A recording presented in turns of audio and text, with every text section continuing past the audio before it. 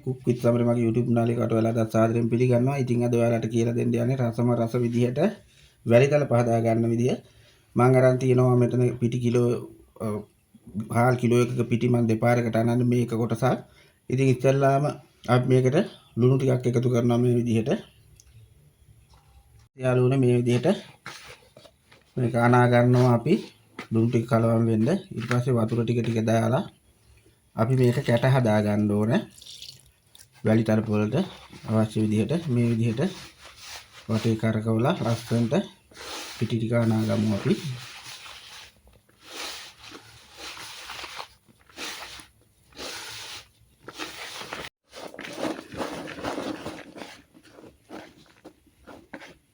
ඉතින් යාළුවනේ මේ විදිහට අපි කැට ටික හදා ගන්නවා පිට්ටුවට වුණ විදිහට. මේ වාගේ ටික ටික පොඩි කැට හදලා අපි භාජනයකට අයින් කර ගන්නවා කොටස.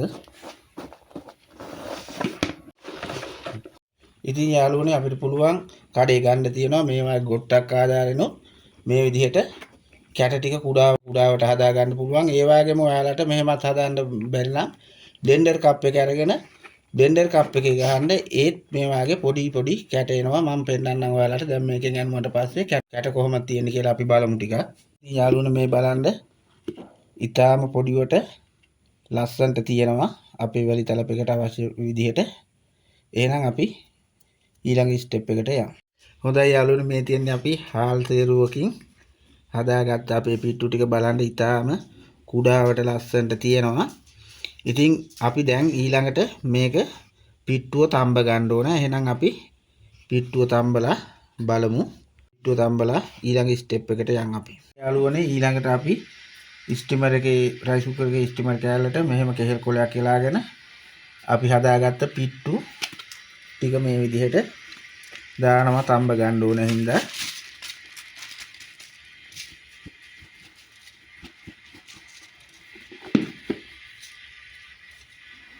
යාළුවනේ අපි මෙහෙම ස්ටිමර් එකට අපි දා ගන්නවා පිටි ටික. අපර පිට්ටු ගැට ටික දාගෙන අපි මේක මැද්දෙන් හිලක් හදාගමු ඉක්මනට තැම්බෙන්න. ඔය විදිහට හදාගෙන අපි දැන් ස්ටිමර් එකේ තියලා මේක තඹමු.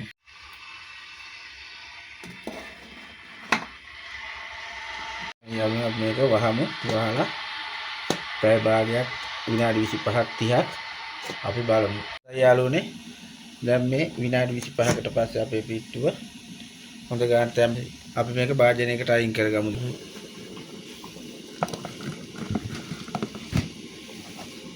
යාළුවනේ අපි දැන් මේක පොඩිවට මේ විදිහට කැට වෙන් කරගමු.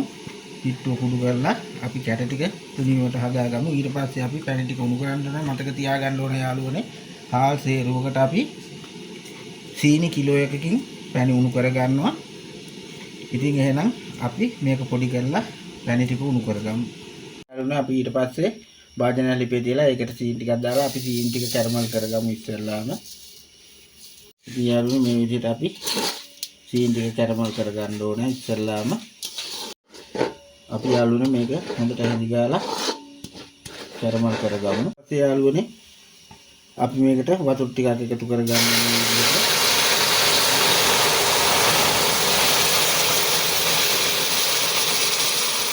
ඉතින් යාළුවනේ මේ විදිහට අපි වතුර ටිකක් දාලා අපේ කැරමල් එක හදාගෙන දැන් අපි මේකට සීනි එකතු කරගන්න ඕනේ. දැන් යාළුවනේ අපි සීනි ටික මේ විදිහට එකතු කරගමු.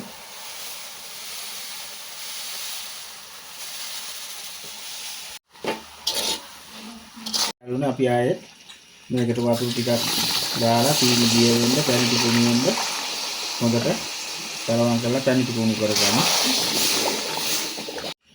දැන් යාළුවනේ අපි පැණි එකට මේ විදිහට ලුණු ටිකක් දානවා. කලවම් කරගමු. ඊට අපි පැණි එක උණු කරගන්නවා. අපේ අතට බර දැනෙනකන් හැන්දේ බර දැනෙනවා අපිට පැණි එක උණු වෙලා තියෙද්දි. ඒ පැණි එක උණු වෙලා මදි කියලාත් ඔයාලා කලබල වෙන්න එපා. එහෙම වුණොත් අපිට පිට්ටු ටික දාලා ආයෙ ලිපේ තියලා එන පදමට එනකන් හැඳි ගා ගන්න පුළුවන්. ඉතින් මගේ පැණි එක දැන් උණු වෙලා තියෙන මම ලිප ඔෆ් කරනවා.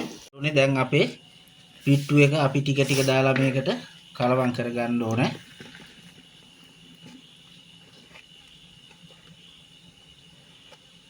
මේ විදිහට කලවම් කර අපි පිට්ටු ටික හොඳින් කලවම් කරනවා. ඉතින් යාළුවනේ අපි පැණි ටිකක් අයින් කරගත්ත අපිට පැණි මදි වාගේ ඒ හින්දා තව පැණි ටිකක් දාලා මේ විදිහට කලවම් කර ගන්නවා. ඉතින් යාළුවනේ අපි පිට්ටු ටික දාලා කලවම් කරලා ආයෙත් ලිපේ තියලා ටික හොඳට හැදි ගා ගන්න ඕනේ මේ විදිහට. දැන් යාළුවනේ අපේ මිශ්‍රණය අපි හදාගත්ත තැටියට දාගෙන ඔයාලට පුළුවන් ඉස්කවරයක් හරියලා මේක තුනී කරගෙන අවශ්‍ය ගානට කැට කපා ගන්න අපි මේක අරගෙන මේ විදිහට තැටියට දා ගන්නවා මගේ. ඊළඟට යාළුවනේ අපි මෙහෙම දාලා හොඳට තුනී කර ගන්න ඕනේ. මේ දින අපේ මිශ්‍රණය අපි ගානට හදාගත්තා. දැන් අපි මේක අපිට අවශ්‍ය ගානට කැට කපා ගන්න ඕනේ මේ විදිහට.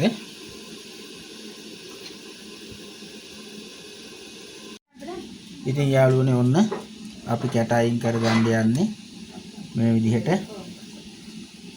කැටේ අයින් කරගන්න පුළුවන්. හරි ලස්සනට තියෙනවා. යාළුවනේ ඔන්න අපේ වැලි තලප ටික හැදුවා. හරිම ලස්සනට හොඳට තියෙනවා මේ බලන්න. ඉතින් යාළුවනේ ඔයාලත් මේ විදිහට හදලා බලන්න. බලලා මට කමෙන්ට් කරන්න. ඒ වගේම යාළුවන්ට ෂෙයා කරන්න. ඉතින් කුක් විත් සමරමගේ YouTube නාටිකාව නරඹ ඔයාලට සුබ දවසක් කියලා ප්‍රාර්ථනා කරනවා. ඒ වගේම මගේ වීඩියෝ බලලා මගේ YouTube නාටිකාව subscribe කරන්න කියලා ඔයාලගේ ආදරෙන් ඉල්ලා සිටින්නේ. මේ වගේ අලුත් වීඩියෝ එකකින් ආයෙත් හම්බ වෙනකන් ඔයාලට සුබ දවසක් කියලා